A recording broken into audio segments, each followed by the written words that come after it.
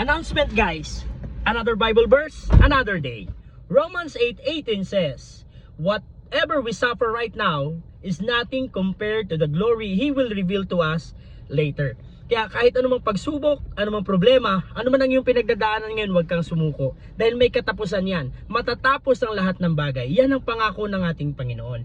Ibigay mo lang sa Kanya yan, ipanalangin mo sa Kanya, hingin mo sa Kanya, ipagkakalob yan ng ating Panginoon. He will turn your pain into purpose. He will turn your struggles into testimonies.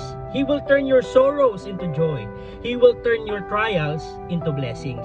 Kaya magtiwala ka, manampalataya ka, gagawin yan at magaganap yan sa iyong buhay. Kaya kapatid, ito lang ang kasunduan natin. Huwag kang sumuko, huwag kang mawalan ng pag-asa. Okay ba yon? Done deal? Okay, done deal.